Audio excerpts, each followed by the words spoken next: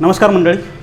आज आपण या केळाबद्दलची माहिती पाहणार आहोत. म्हणजे केळीचे काय काय बेनिफिट आहेत ते पाहणार आहोत.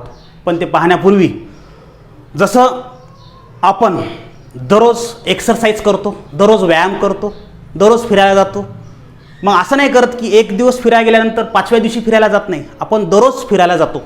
ओके, मग दररोज फिरायला जातो कारण की आपल्याला माहीत आहे की फिरायला जाणे किंवा व्यायाम करणे हे शरीरासाठी उपयोगी आहे. आणि बाकी जे शक्तीचे कामं असतील, जे शेतकरी आहेत तर त्यांना दररोज शेतात व्यायाम होतोच तसा काम करताना, त्यामुळे त्यांना काही बाकीचं एक्सरसाइज काही करायची गरज नाही. म्हणजे सांगायची गरज झाली तर सगळ्यांना काही ना काही शरीरासाठी हालचाल करणे आवश्यक आहे.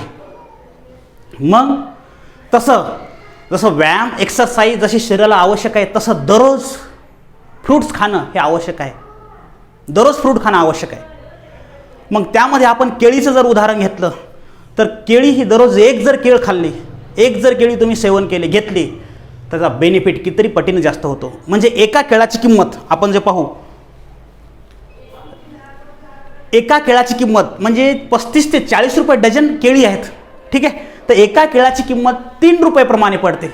म्हणजे चांगलं जर केळ घेतलं एक तर 35 ते 40 रुपये डझन केळी आहेत. एका केळाची किंमत 3 रुपये आहे.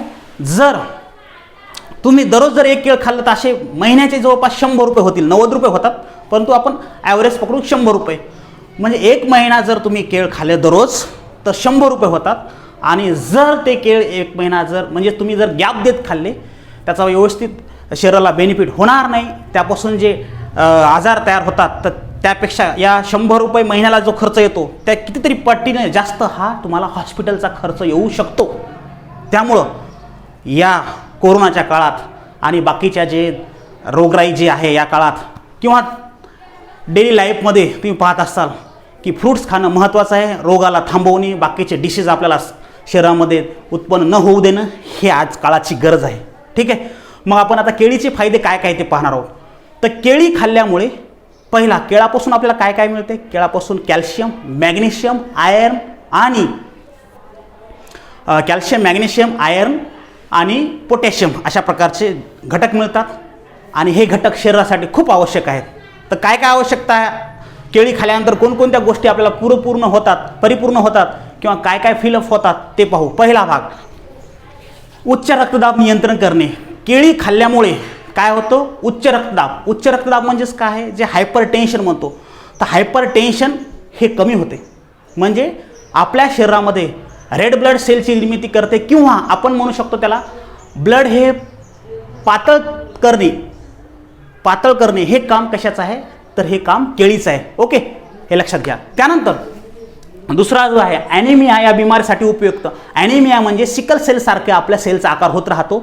तो जर थांबवायचा असेल, हा ब्लड क्लोटिंग किंवा त्या प्रकारचा काही इन्फेक्शन होत असेल त्याप्रमाणे आहे. पण जर केळी जर खाल्ली तर सिकल सेल ॲनिमिया किंवा ॲनिमिया नावाचा डिसीज हा मात्र होणार नाही. त्यानंतर तिसरा, मधुमेह असणाऱ्यांचा फायदा. म्हणजे ज्याला डायबिटीज आहे, डायबिटीजसाठी सुद्धा आपण केळी खाऊ शकतो. कारण केळीमध्ये काय फायबर आहे. ठीक आहे, आणि फायबर जास्त असल्यामुळं डायबिटीज लोकांना हा सहज सेवन करू शकतो. त्यामुळं तुमच्या कॅलरीज जास्त वाढणार नाहीत. ठीक आहे, फक्त ऊर्जा मिळेल पण कॅलरी मात्र जास्त वाढणार नाहीत. त्यानंतर डायरिया नियंत्रण करणे. डायरिया म्हणजेच काय? पोटदुखी किंवा त्या प्रकारचे काही झाल्यानंतर डायरिया, जे आपल्याला संडास लागणं असं आपण म्हणू शकतो. ठीक आहे, डिहायड्रेशन म्हणू शकतो. तर ते बंद करणे किंवा स्टॉप करणे म्हणजे त्याला किंवा कंट्रोल करणे. म्हणजे डिहायड्रेशन जास्त प्रमाणामध्ये होत असेल त्याला कंट्रोलिंग करणे. त्याला कंट्रोलिंग शब्द यूज करू, स्टॉप म्हणण्यापेक्षा कंट्रोलिंग. तर कंट्रोल करणे या केळीचं काम आहे. त्यानंतर हाडे मजबूतीसाठी केळीमध्ये कॅल्शियम असल्यामुळं हाड मजबूत होणार, स्ट्रॉंग होणार. त्यामुळं केळी खाणं आवश्यक आहे. ओके, तर त्या प्रकारचा तो बेनिफिट आहे. त्यानंतर ऊर्जा वाढवणे, म्हणजे आपल्या शरीरामध्ये ऊर्जा वाढवणे हे सुद्धा केळीचं आहे चांगल्या प्रकारचं एक काम आहे. त्यानंतर डोळ्यासाठी उपयोगी आहे. म्हणजे व्हिटॅमिन ए हा आणि B6 अशा प्रकारचे व्हिटॅमिन हा केळीमुळे मिळतात. त्यामुळं हाडेसुद्धा मजबूत होतातच, ते तर आहेच, आणि डोळ्यासाठी सुद्धा त्यांचा उपयोग होतो.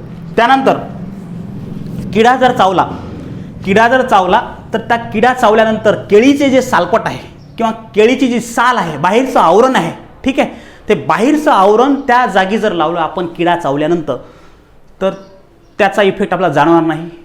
आपली त्वचा लवकर बरी होईल. त्यानंतर खाज येत असेल त्वचावर तर ती खाजसुद्धा आपण केळीचं जे साल असते ती साल लावून बरोबर करू शकतो.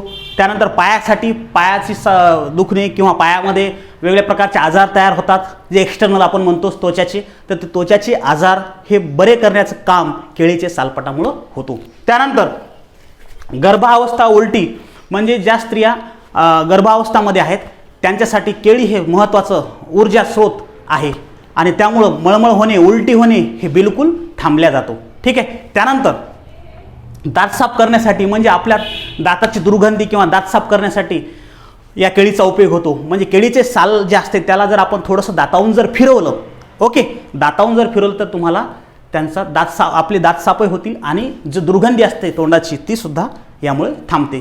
त्यानंतर पोटाचा अल्सर म्हणजे पोटाचे बरेच आजार असतात त्यामध्ये अल्सर आहे पोटाचा, तर केळी खाल्ल्यामुळे पोटाचा अल्सर हा मात्र एकदम कमी होतो किंवा राहतो असं म्हणू शकतो आपण. ठीक आहे. त्यामुळं पोटाचे जेवढे आजार आहेत तेवढे आजार हे केळीमुळे थांबतात. त्यानंतर डोळ्याभोवती सूज आणि केससाठी, डोळ्याभोवती काही सूज असेल, डोळ्याचं काही इन्फेक्शन साईडच्या बाहेरच्या साईडला काही इन्फेक्शन असेल तर त्याला जर केळीचे साल जर लावले व्यवस्थित जर त्याला रब केलं तर ते सुद्धा थांबते. ठीक आहे. आणि त्यानंतर केसाची जी आपण जर दररोज जर एक केळ खाल्ले, म्हणजे हे सगळे दररोज एक केळ खावं लागतं, तर दररोज एक जर केळ खाल्ले तर केसाची जी पहिल्यापासून जर खाणं आवश्यक आहे आता पण खाणं आपण सुरू करणं गरजेचं आहे. तर केसाची गळती त्यानंतर केस मजबूती हे सुद्धा या केळाच्या सालीचा फायदा आहे. ओके, धन्यवाद.